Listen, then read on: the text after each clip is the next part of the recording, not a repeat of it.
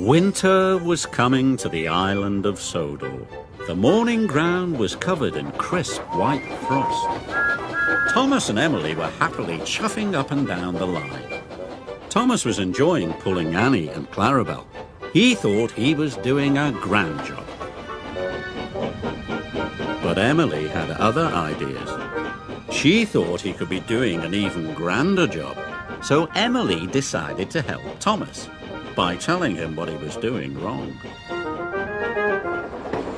When she saw him puffing down the branch line, she cried out, "Slow down, you are going too fast and bumping your passengers."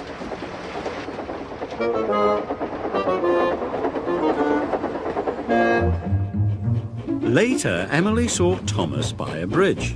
He had stopped to take on water and was talking to some children.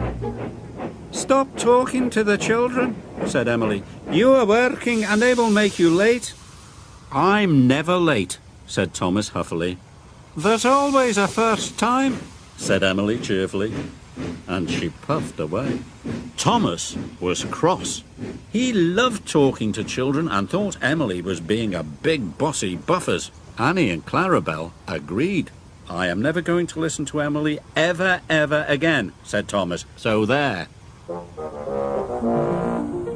The next morning, a sleepy Thomas had to leave Tidmouth's sheds bright and early. He was to collect some trucks from the quarry and take them to the docks. Later that morning, the Fat Controller arrived with a new weather report. "There is snow on the way. You must all have your snowplows fitted." "Excuse me, sir," said Emily, "but Thomas has already left for the quarry." "Then you must find Thomas and tell him Sir Topham wants him to wear his snowplough." So Emily puffed away to get her snowplough fitted. The workmen fixed Emily's snowplough on in no time at all, and she set off to find Thomas. Emily was very happy. She was looking forward to telling him what to do. Thomas was taking on water at Maithwaite Station. Emily puffed up in front of him. She blew her whistle, but Thomas didn't say hello. "She just wants to boss me again," grouched Thomas. "Thomas," she called, "you must go and get your snowplough fitted." Thomas could hear what Emily was saying, but pretended he couldn't. He thought he was being very clever.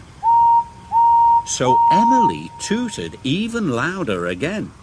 "You must go and get your snowplough fitted," she cried. "Bother snowplows," said Thomas, "and bother Emily anyway. The weather is perfectly fine." And he puffed away as fast as he could.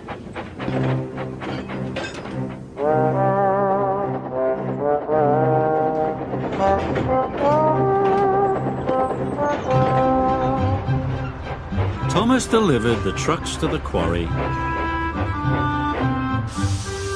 then set off to collect the cream from the dairy.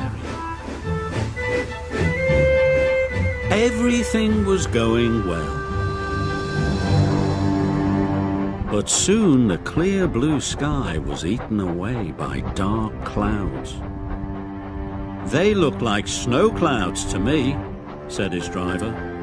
And he was right. Soon big flakes of white snow began to fall.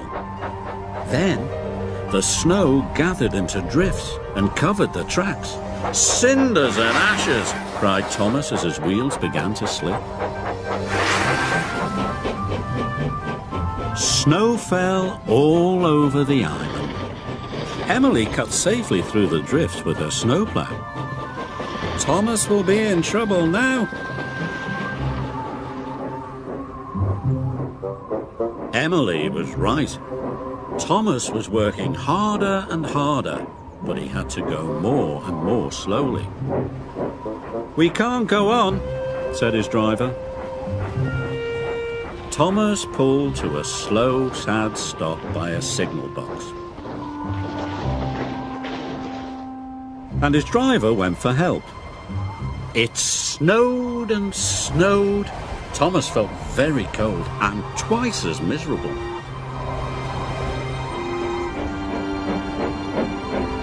Then he heard the sound of an engine. Thomas was delighted until he saw who his rescuer was. It was Emily. "I told you to go and get your snowplow," she said. "Now look what has happened." Thomas was still cross. "You should say sorry for bossing me about." "I am sorry," said Emily. "Sorry you didn't listen to me."